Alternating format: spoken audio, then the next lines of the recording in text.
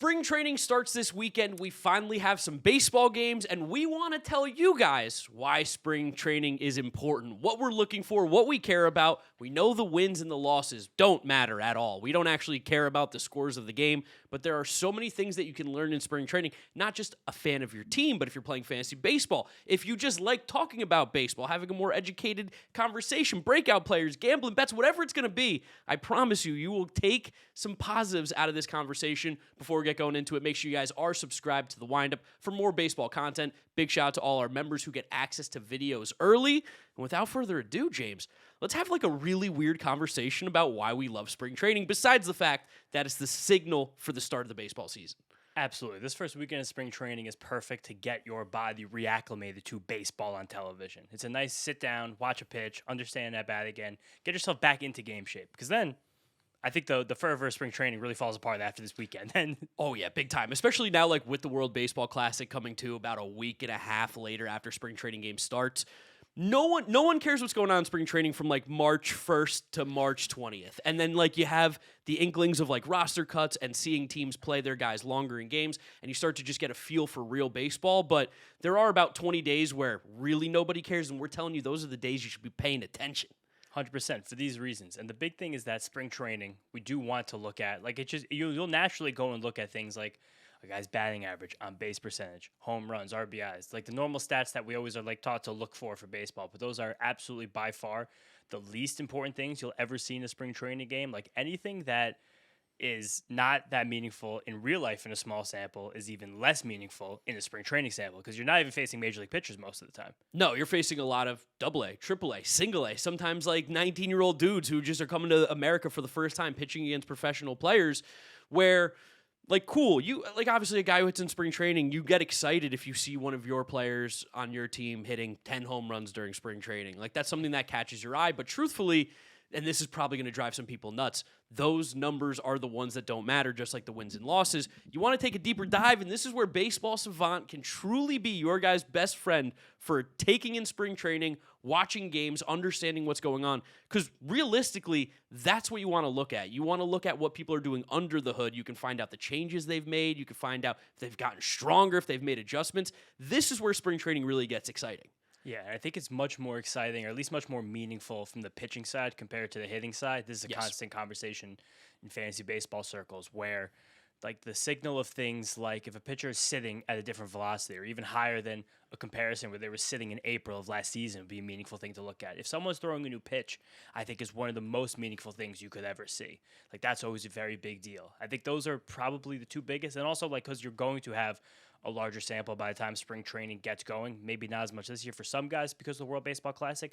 Things like a simple swing and miss rate, whiffs, like seeing that stuff kind of tick up while you're keeping track of someone's opponent quality is exactly where you have to be putting your focus if you want to use spring training to build up any analysis. Yeah, and like it's going to be tough, like you said, on the hitting side to truly see like actual sticky changes in that small sample. But when a guy does hit a baseball hard, that is something to take note of, especially when we're looking at a lot of the minor league players who get at-bats in the stadiums that will have StatCast data available. Like last year, we saw Sebastian Walcott like hit a ground ball like 114 miles an hour or whatever. Like that is something that should open your eyes. And the big reason is he was like, what, 18 years old, going up against guys that were older than him. Again, it's kind of crazy to say because you don't really think of age as like an advantage in baseball necessarily, but when you're talking about prospects going up against guys who even are 21, 22, they theoretically have an age advantage.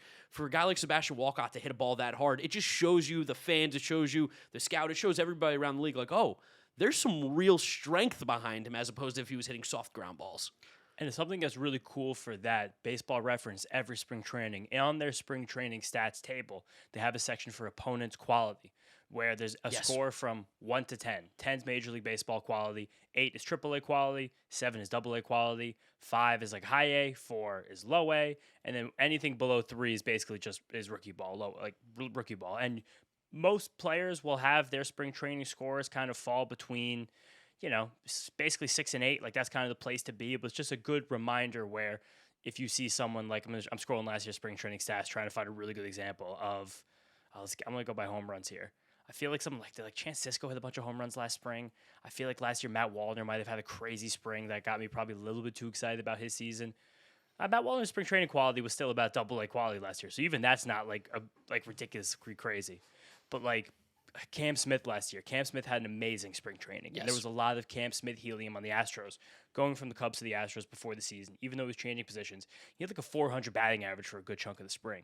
And I think that got him on the Astros opening day roster.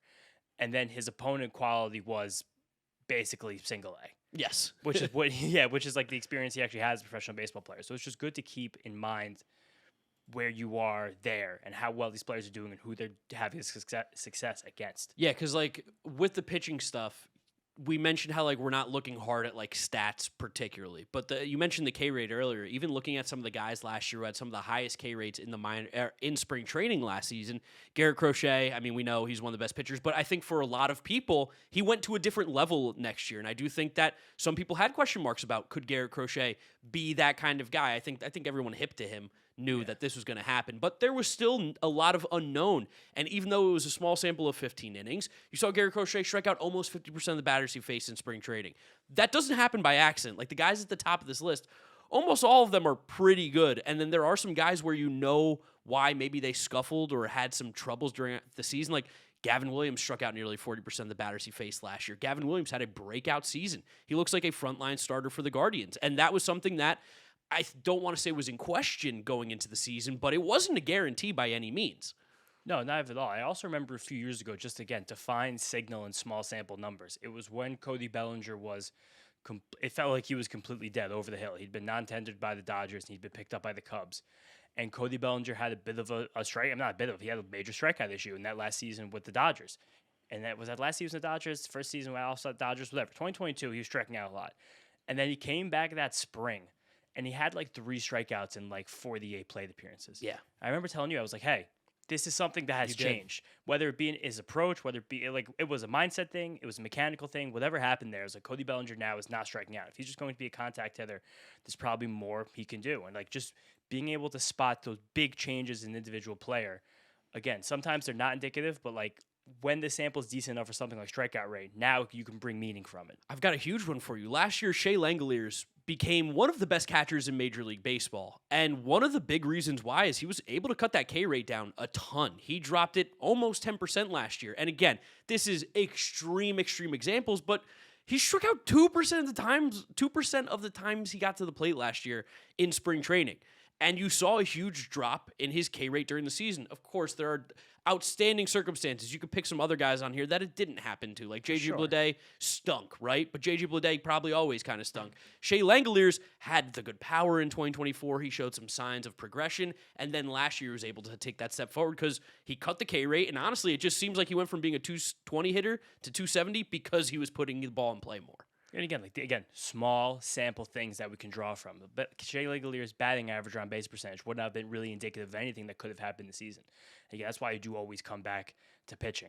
Yes. Like 2 years ago when Luis Severino came to the Mets, like you watched him in spring, you were like, oh, damn. Like his fastball's touching 98. It was sitting 95. And you're always going to gain velocity as a pitcher as you move through the year. You kind of gain probably like a tick or 2 from March until you get to July or August where velocity peaks.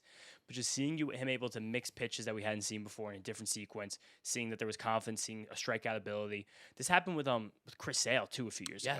When he went to the Braves for the first time. Like he had a 35% strikeout rate in the 2024 spring training. It's like, oh, if Chris Sale could still strike out 35% of batters in any type of baseball exhibition, I think this probably is still Chris Sale. And that's how Chris Sale kind of got back to being Chris Sale. And a lot of times, too, there's like even just bigger storylines that you could pay attention to. The fact that last year the Mets went and got Clay Holmes, turned him into a starting pitcher.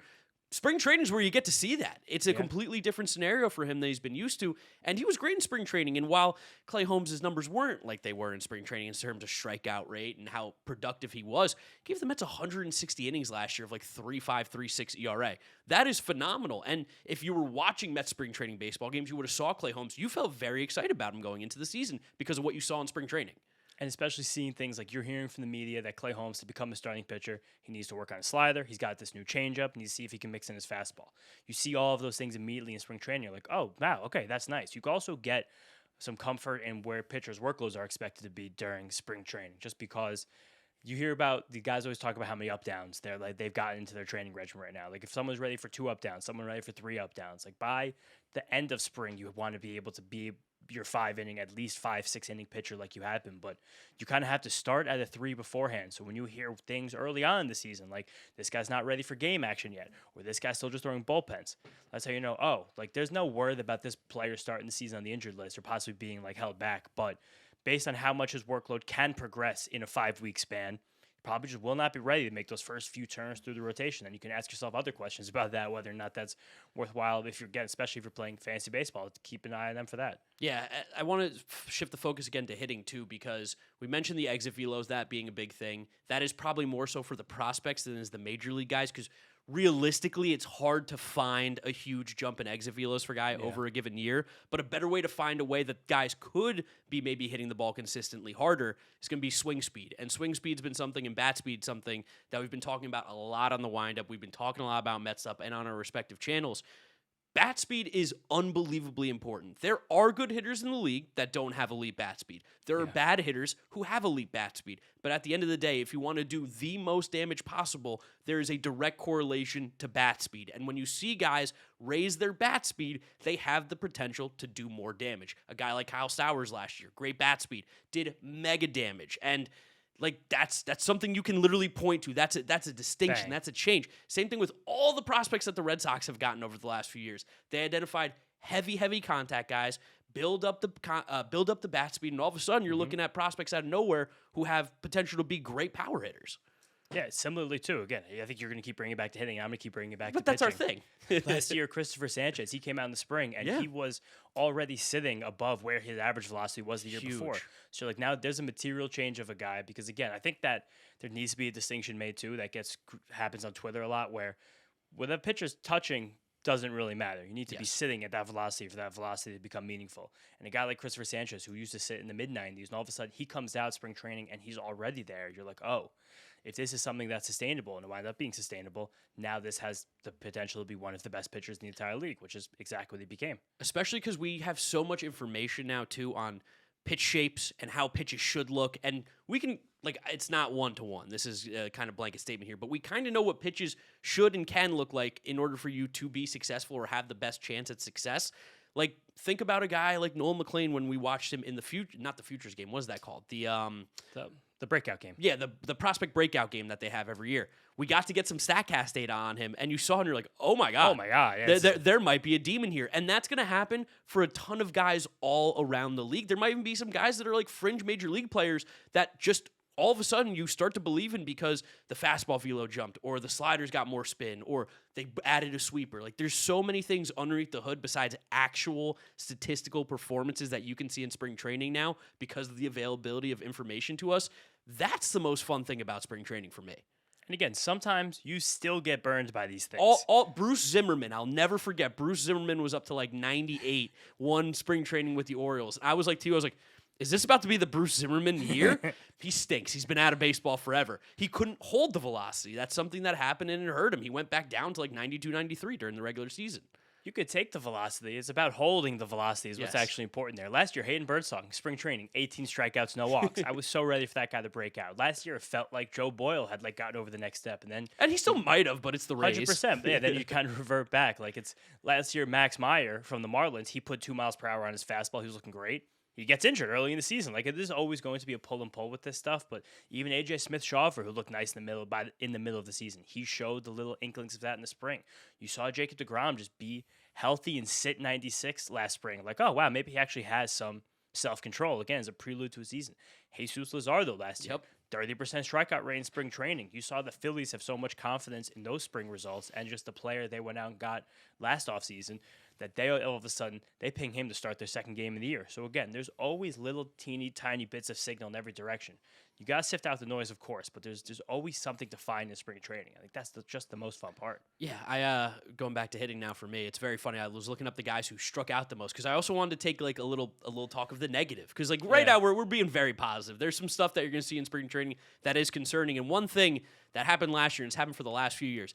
If you strike out a lot in spring training as a major league hitter, you are toast. I'm going to read you out some of the names and let me know when we get to a guy that you feel pretty confident or you felt pretty confident about, had a good 2025 season. Ready? We got Sam Hilliard, Tyler Fitzgerald, James Outman, Andrew Velasquez, Matt Mervis, Michael A. Taylor, Andrew Pinckney, J.D. Davis, Cal Stevenson, Zach Short. Like, Those are the guys who struck out over 35% of the time during spring training, and what do you know? They had a really, really difficult time finding themselves on major league rosters.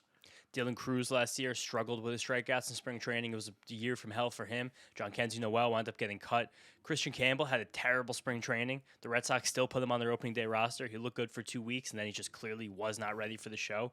Also, like Aaron Judge, struck out a ton, hit buck 20 in spring training. Yeah, like he's the rare one. But it is funny like that to take both sides of it. And again, the flip side of that, 2024, Christian Encarnacion Strand.